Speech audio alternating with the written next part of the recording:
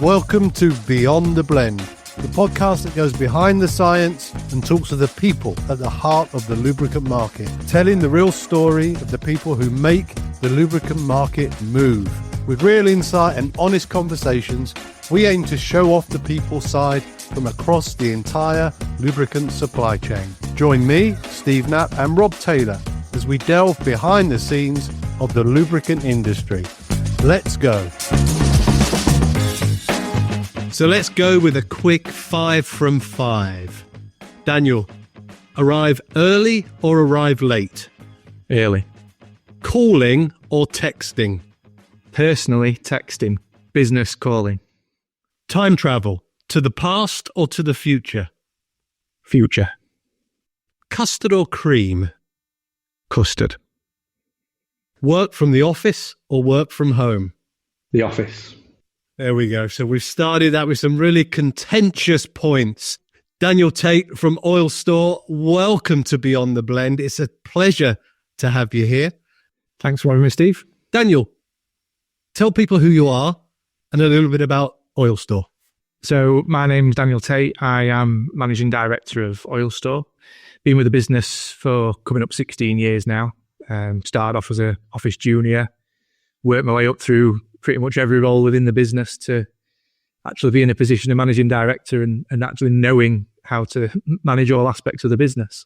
Oil Store, we're a multi-brand lubricant distributor. So we work with premium world-leading brands such as ExxonMobil and Shell and Castrol, Fuchs, Kluber, a few specialities such as CPI and M-Crate refrigeration oils, and pretty much a whole of market distributor and supplier. So first thing that hit my ears, office junior to managing director in 16 years. Is that a normal career path? Possibly not in that kind of time frame. Yeah, I was 33 when I became managing director. It's a business that's been going nearly 30 years as well, so it's not sort of like a fly on the wall sort of thing. It's a long-standing business that's had a number of years in the industry. So yeah, to become managing director of a business like this were a real proud moment for me, especially joining the company at 18.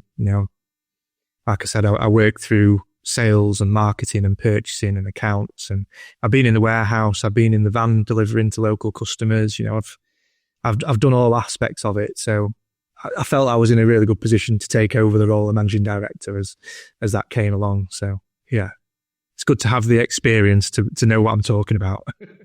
I find it incredible to hear of that success and the open-mindedness of the business, I guess, in a way, to look from within the company for the success. Tell me about that.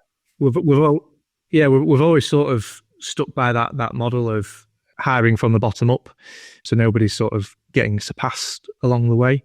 So yeah, it's one of them things where we're quite a young team overall. It's all about developing them as people through the business into new roles or more responsibility or more technical knowledge or whatever it might be, making sure that the people from the bottom are working their way up. And when we need new people, they come in at the bottom again. Yeah. That journey from office junior to managing director, was there the intention to be the managing director when you was the office junior? How did that, please, if you don't mind, unpack how that passion or that direction started to take shape? Pretty much until I was about 25, 26, I didn't have a career. It was just a job. It was a means to an end. It was come into work, get my pay packet at the end of the month, go to the pub with my mates, and that was it all. I didn't have massive ambitions to be anything that I wasn't. I'm not university educated or anything like that. I left school at 16, so it was, I didn't have a career path in mind when I left. It was sort of stumbled upon, I guess. I was a hard worker, don't get me wrong, I was committed and all that kind of thing, but it wasn't that career trajectory that I had in mind. So when the opportunity came, it was greatly received. So what was that moment? We're in this space where we yeah, we go to work, we go to the pub. It's all self-sufficient. It's all managing itself. Was there a watershed moment? Was there a piece of feedback? I mean, I asked that question, and maybe if you wanted to think about what that was, I remember once being told in Shell by somebody, you really could have a career here if you stopped being Jack the Lad. Yeah. And I remember it. You've just brought that directly to my mind, that there was this moment that almost it became bigger than just where I was, that moment in time. The art of the possible was shown to me, and I either chose it or I didn't. Did you have a similar moment? Yeah, I think I had a couple along the way. So Kev Taylor, who's founder and now sits as CEO, I must have been about 21, something like that. And I'd thrown a bit of a sickie. I was ill, but I could have gone into the office. It's what a 21-year-old attitude to life would be. And, he came to see me at my house, and it was like, I've got to put on a bit of a fake voice. I've got to pretend that I'm a bit more ill than I am. But he saw straight through it, obviously, and sort of just had that chat of commitment and, the way to do things properly, and looking at it in terms of a career rather than, from just a 9-to-5 perspective, which that had quite a profound effect on me. But I suppose the biggest thing was, I became general manager at 27, and that was really the moment where I had to step up and, create a team beneath me due to managerial changes and retirements and that kind of thing. I had quite a lot on my hands to make sure I kept the company going effectively. So yeah, that was another big watershed moment for me that, God, yeah, I need to put my ideas up. I've got something here. That I can build a life around this job and this career. So yeah, that was probably the final thing that caused that. Well, I'm looking forward to hearing a bit more about that as we chat. You've obviously seen, I guess, I'm assuming you've also seen a lot of change within that environment. And you mentioned about all the, kind of different products and suppliers that you have in the portfolio. I mean, that's not an easy thing, is it, to manage those harmoniously? It's not, no. But it's our USP that, we have access to every brand that our customers would need. And, that might not always be direct with the manufacturer. It might be through distribution. You can't keep all of the manufacturers happy by buying little bits of that, obviously. So, we have our routes and our channels for supply. But the main thing about it is consolidation.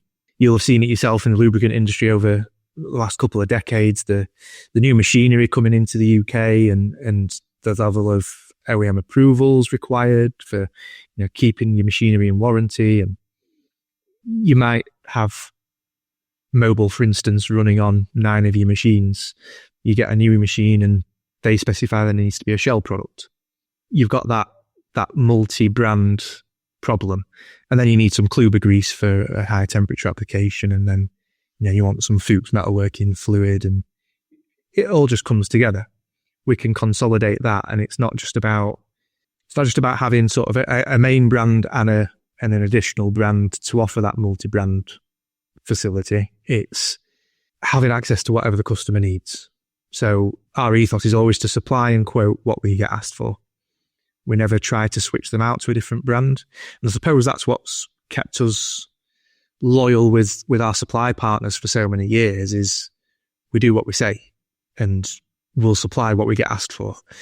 So it's a big thing that a manufacturer's job is to create a demand for a product. Our job as distributors is to service and supply that demand. So let's not try and switch the business out brand to brand, because that's just cyclical. It's not doing anything for anybody. If you switch it out this week, the next time they come to order, they're going to switch it out again. Supply what they need, what they want, when they need it, from stock, and provide a good service. It sounds so simple. It is basics, really, but having everything in terms of the infrastructure and the staff and everything to be able to provide that level of service and the long-lasting relationships. It's not happened overnight. Let's be real. It's it's taken nearly 30 years to get to the point that we are. But yeah, it's doing the basics right, I suppose. I mean, it's an interesting picture that you paint for us there.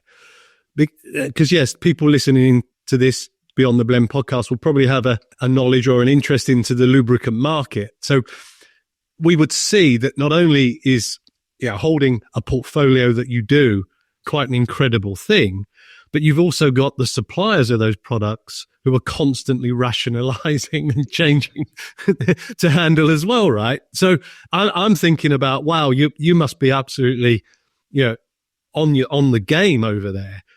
The question that's going around my head is, how do you keep your team and your sellers across all of that level of product knowledge, application knowledge, complexity? Because that's one beast of a challenge in itself, I'd imagine.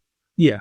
Well, we've got a substantial knowledge base in terms of, historical documents that we can refer to, technical presentations, previous technical training that we've had from some of our supply partners, which is something that we're sort of continuously working on, so that we bring the experts in to provide the right level of training.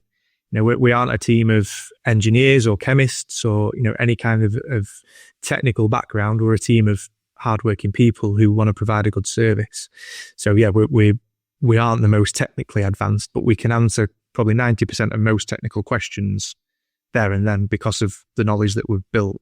But what you'll see, and you'll know this yourself, Steve, is a range of products from one manufacturer is very similar across the board to most other manufacturers. And, they're probably using similar base oil and they're probably using a similar additive package. So they're pretty much the same products. There's obviously niches and specialists that are different. But in terms of that product knowledge, if you can understand what a hydraulic oil is and what a gear oil is and what compressor oil is, and then look at the applications and look at power generation and manufacturing and all the different industries that you work in, it's quite similar across the board. So it's not like you need to have all that knowledge for every brand that you're working for. You have all that knowledge. It fits into most of the brands that you're working with anyway.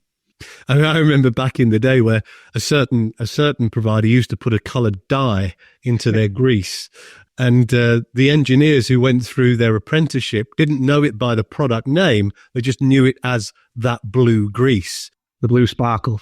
Right. So you just had to keep this blue grease, whatever it was, whatever its properties were, and I imagine you get a lot of loyalties that are built up to brands because of that. So you kind of handle that piece. But that's great. It's great to hear how you sort of serve the market in that sense.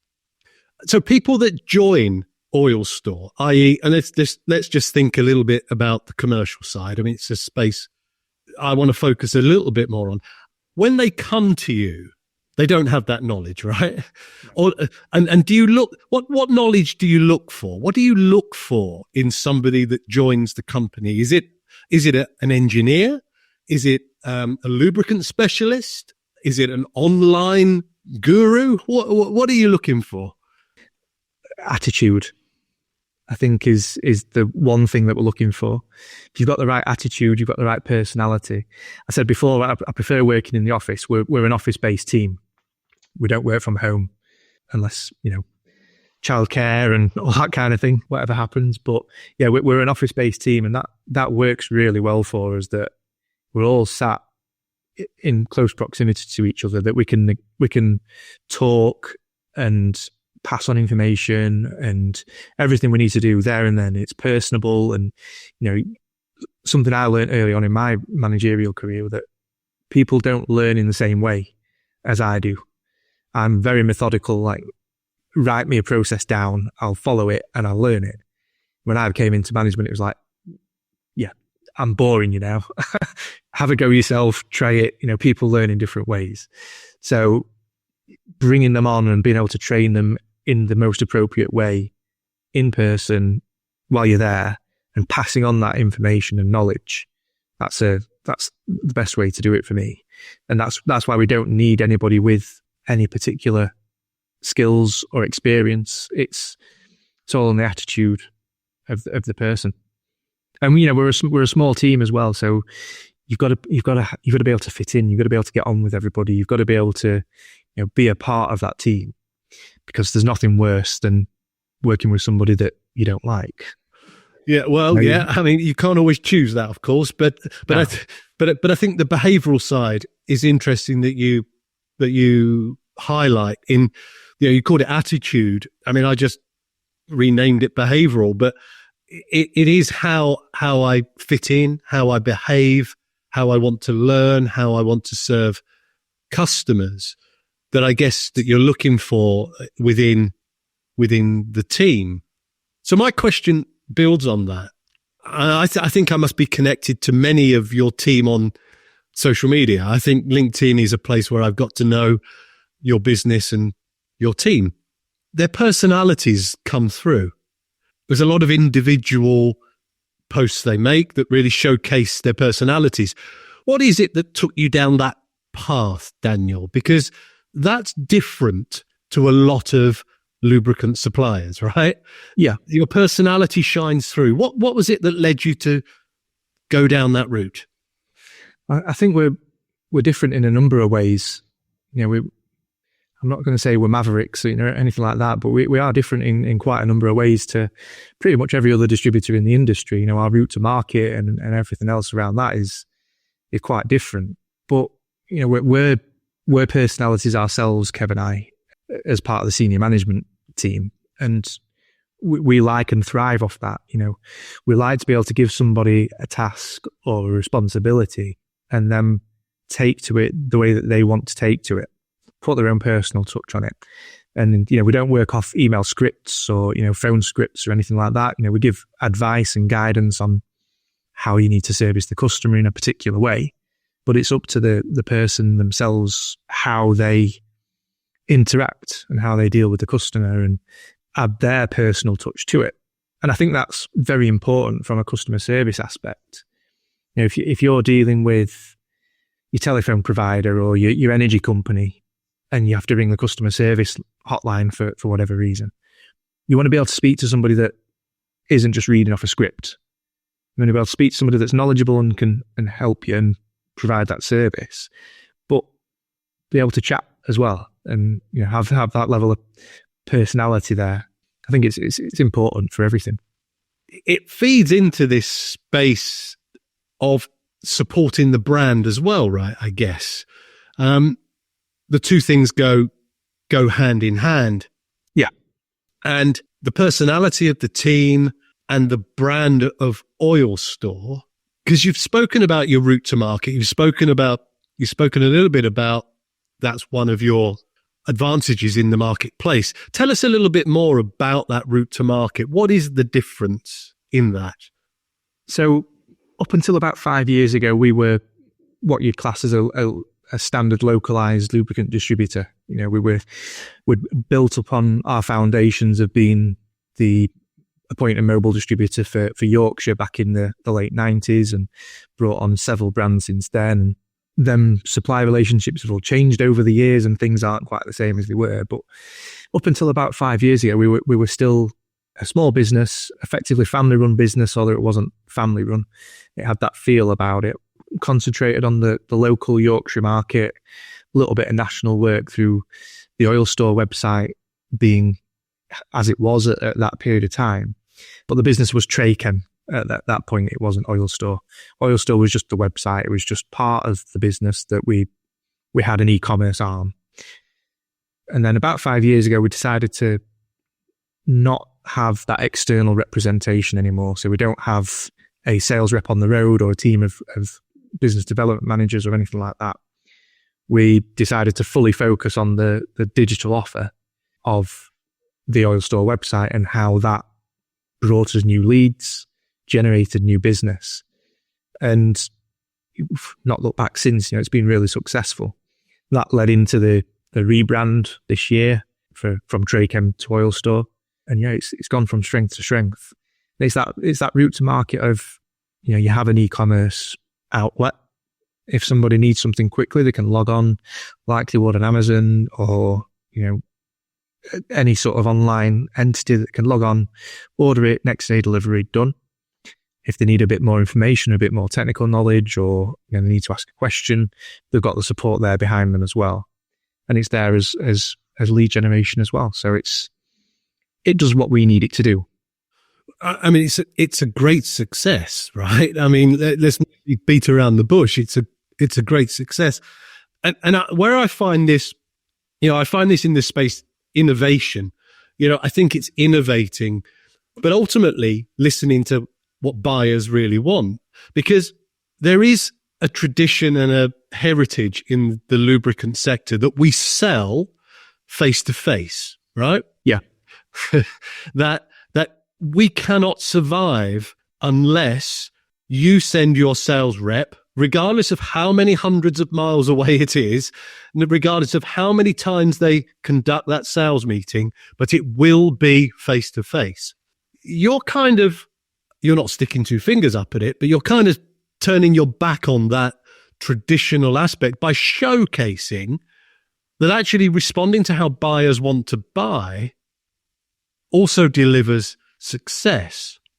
How do you see that playing out with buyers and sellers and suppliers? Yeah, 100%. It's something that I think was exacerbated by the COVID lockdown and everything that happened there. Sort of 2 years after the initial lockdown, we still weren't allowed on certain customer sites to, whether it's carry out fluid monitoring or we weren't allowed on site. So that's definitely sped up that process that we identified 5-6 years ago.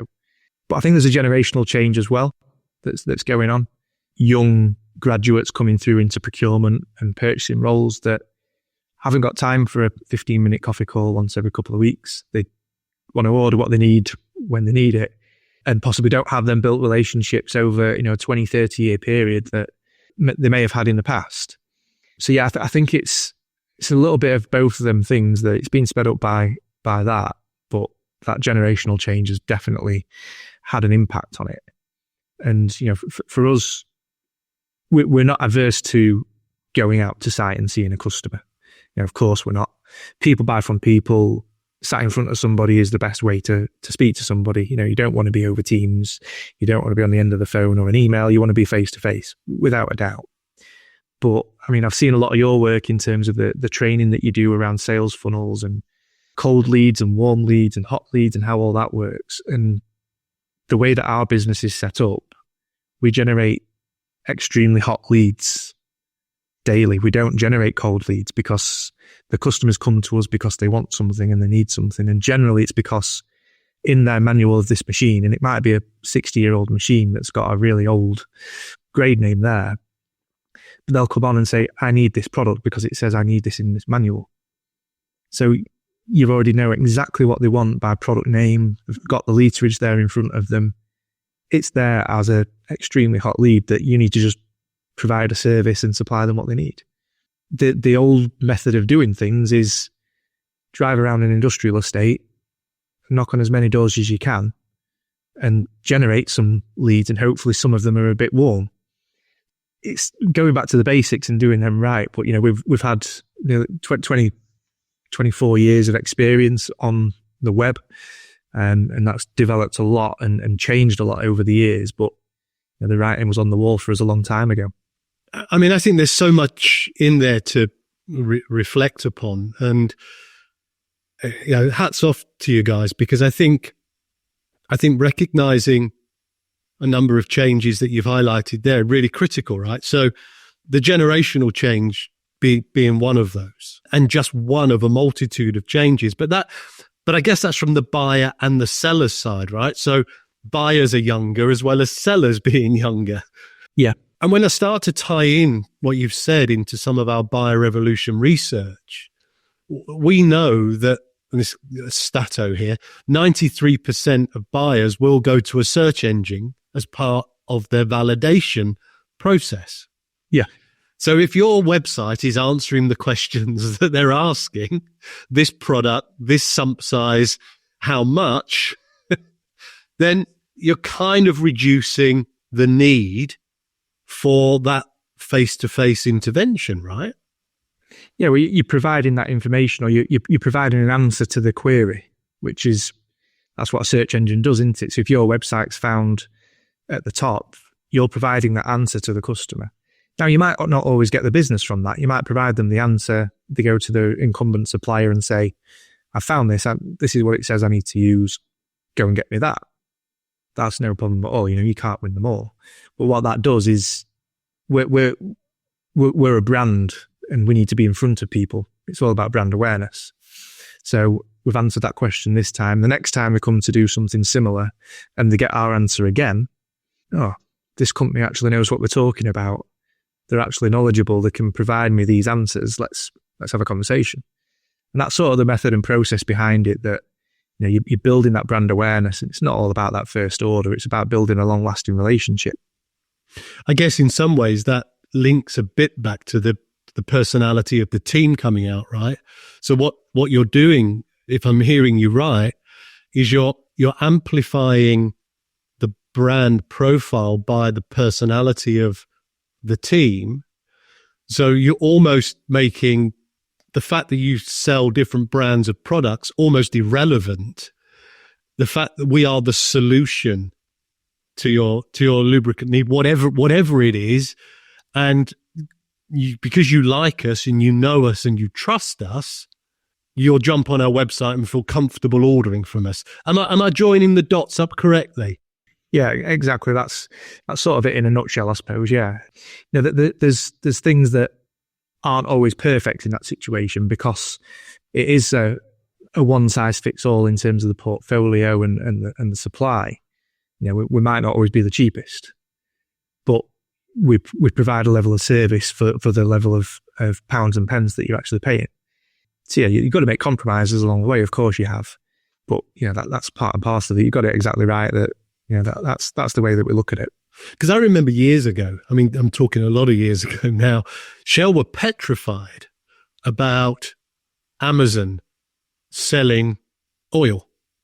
It was one thing that kept the marketeers awake, that Amazon would have access to oil in small pails and destroy the value in the market.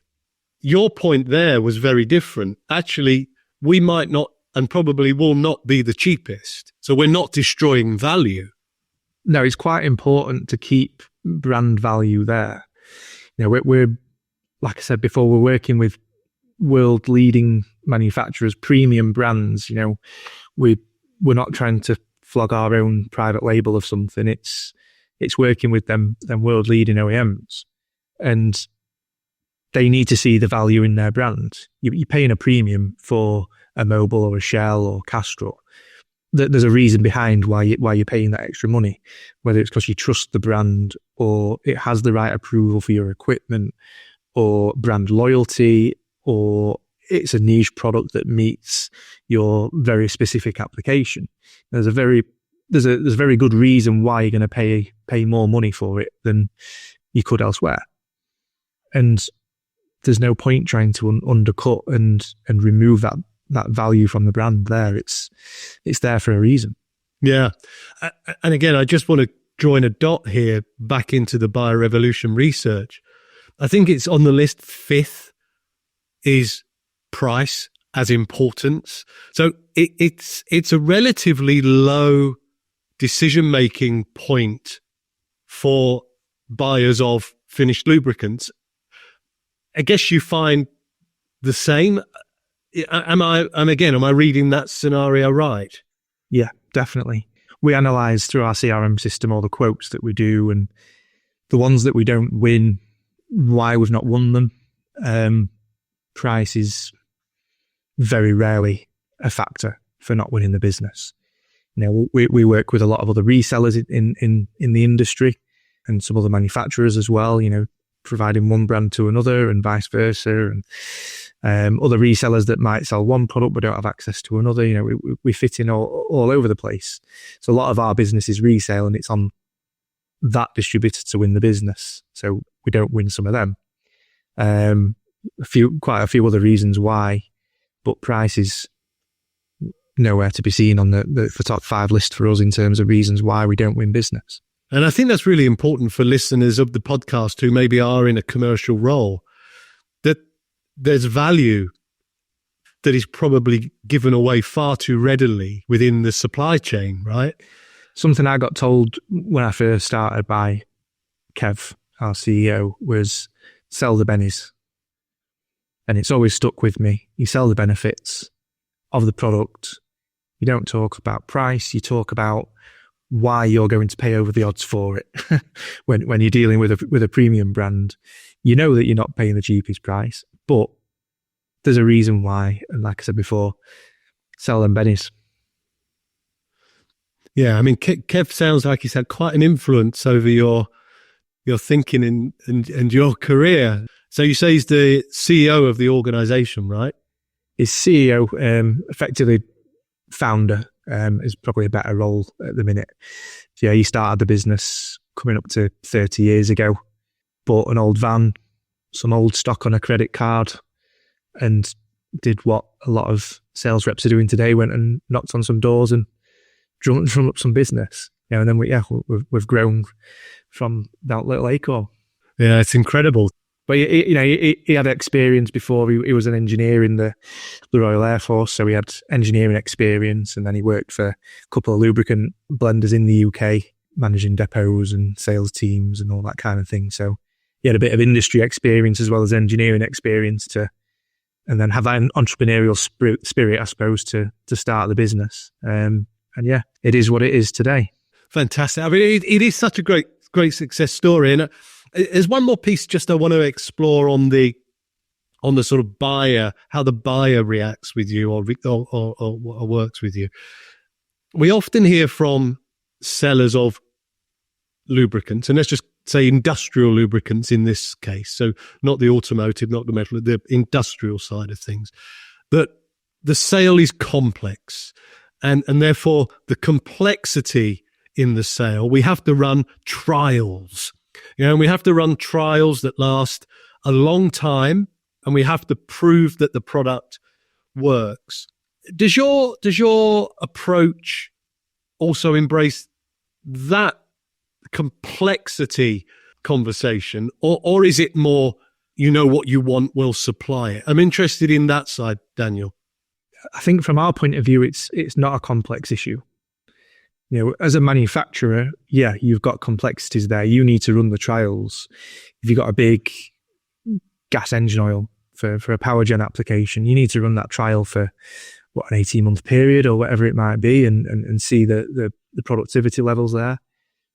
That's then to get then OEM approvals and to do, I suppose, to create that demand that I spoke about earlier. The manufacturer creates, we supply. For us, it's a very simplistic way of doing things, that we service that demand. We supply what we get asked for. And yeah, we encounter issues, of course, and we have to provide technical answers to certain questions and site support and all that kind of stuff. And it might be that, I'm using XYZ product at the minute, I'm having these issues, what else can you look at for me?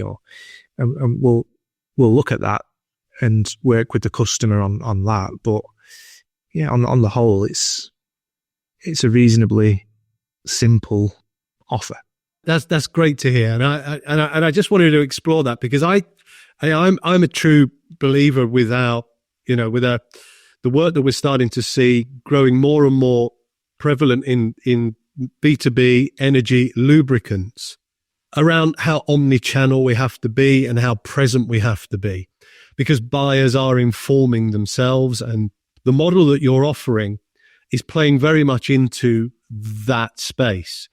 Omni-channel present, website, social media, email, you've already listed a number of those, and you're answering the questions that buyers are asking. And you described that as a relatively simple model. Probably was accelerated, to use your words, because of COVID. You certainly grabbed the land in front of you and took that opportunity, and kudos to you all. I think it's great to see. Thank you. But it's not always easy, and it's not always plain sailing, right? Yeah. So I'd imagine that there has been this time where there was an environment or a situation that was particularly challenging or difficult. Perhaps you touched on it earlier. If we could understand maybe one of those big challenges that you had, the context of that, and the learning for the listeners of the podcast, that would be great, Daniel. Yeah.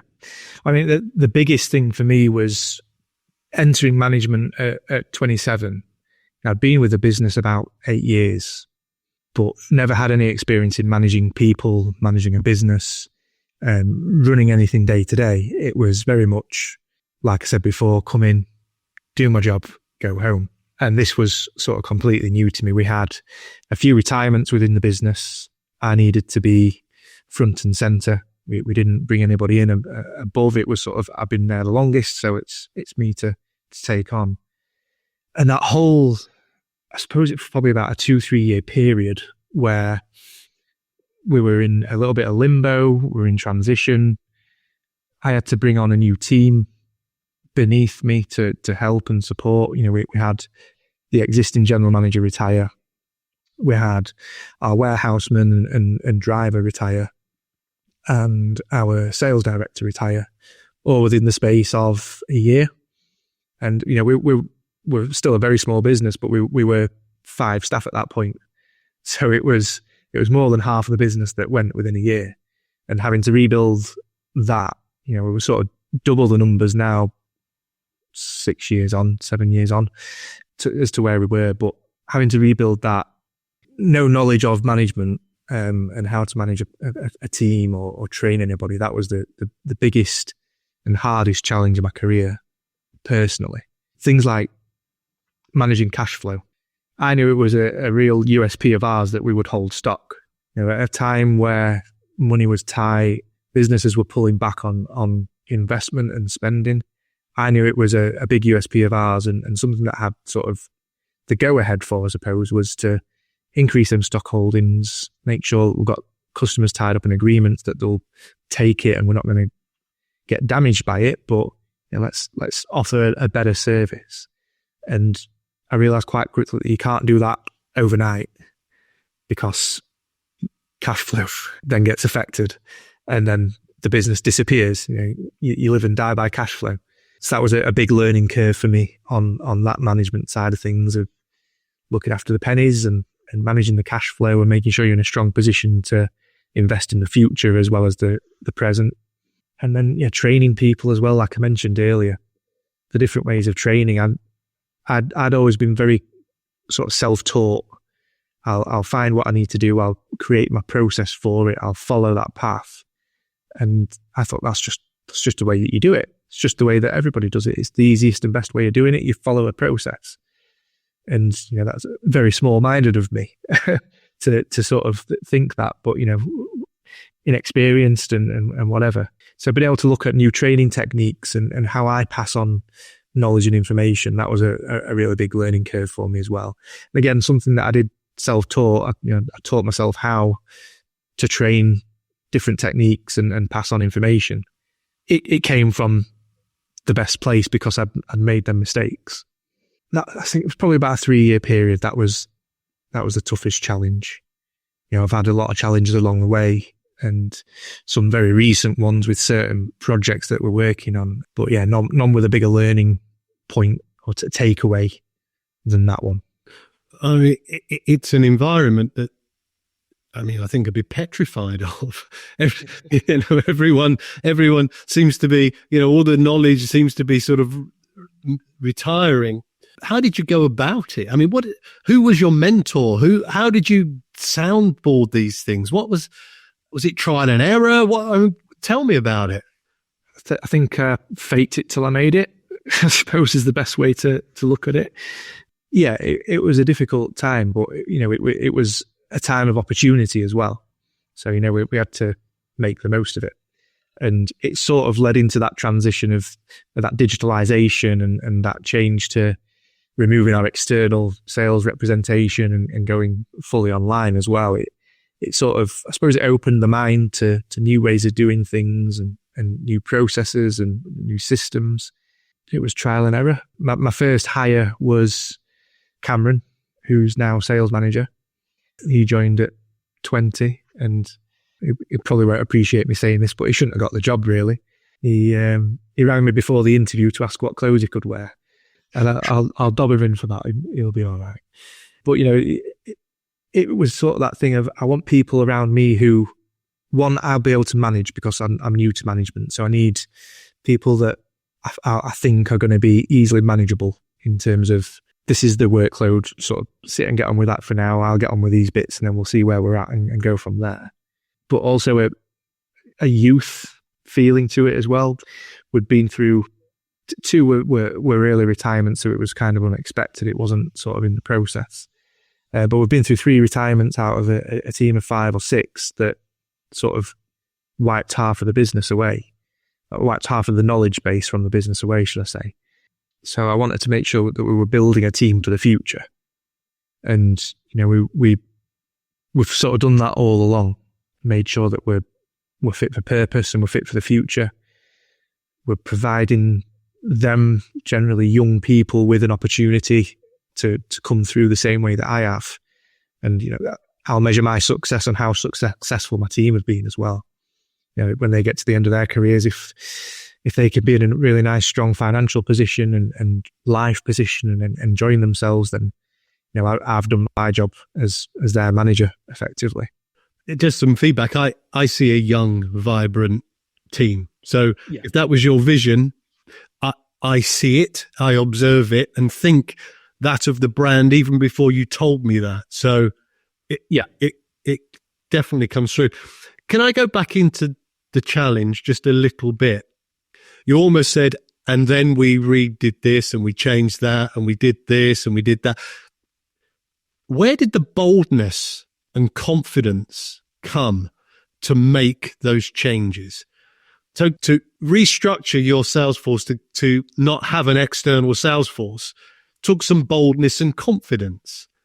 Where did it come from? It was a very bold move, one that came with a lot of risk. You know, there were certain customers that we had locally for a number of years that are no longer working with us. You know, we lost some business along the way. You know, it didn't come without risk. But generally that was in the automotive sector, where you need to go into the workshop and kick the barrel and get your next order and need to be there every 2 weeks and everything that goes along with having that external representation. And sort of, it was a calculated risk. And at that same time, that's where we sort of looked at, let's look at the business that we've got, what could fall off the back end against what we could bring on if we invest more heavily into the digitalisation side of things. That weighed up that, you know, the digitalisation was the way forward. You know, when we looked at the core business that we had externally and the business that we generated online in the last 12 months, you just couldn't compare. So that's where the boldness came from.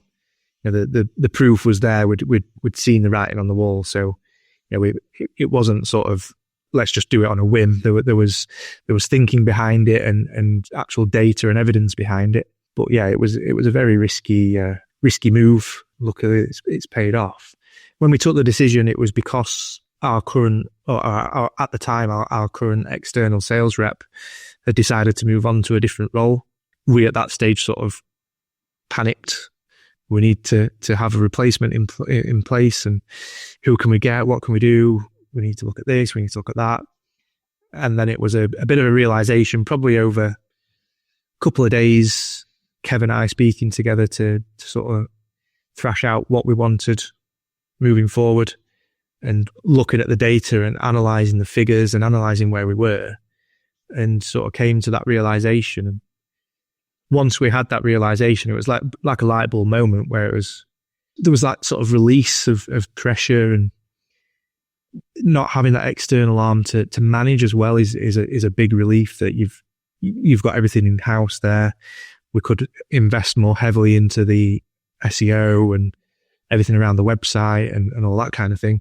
And yeah, it was like a weight lifted. We saw the light and went down that route. I mean, it's a great story. And thank you very much for sharing that with us, Daniel. I mean, there's lessons in there about behaviors. There's lessons about courage. There's lessons about data. There's lessons about, listening to buyers. I mean, there's so much in there that you should all be, really congratulated on Oil Store. And I think I go back to sort of near the beginning of our conversation. I'm really glad, Kevin came round your house when you threw a sickie, because it sounds as though that's paid itself back quite a way down the line there. So congratulations again. Thank you for joining me on Beyond the Blend. No, I appreciate the time. Where will people find you? How can they connect with you? What's the best way to get in touch with you? Connect with me on LinkedIn. My email address is on there as well. So if you need to get in touch on email, that's on there. It's Daniel Tait, Tait on LinkedIn. Yeah, follow the Oil Store page. Like, subscribe, all that gubbins. You'll find us on there. Most of the team is quite active on there. We've got a brilliant Christmas series running at the minute on our LinkedIn with some quiz-offs that you'll find quite entertaining. If you're not interested in buying from us, just watch them videos. That's all you need to do. Daniel, thanks ever so much. Appreciate the time and the opportunity, Steve. Cheers. Thanks for listening to this episode of Beyond the Blend. Be sure to follow us to catch next and future episodes as we continue to explore the people within the lubricant market.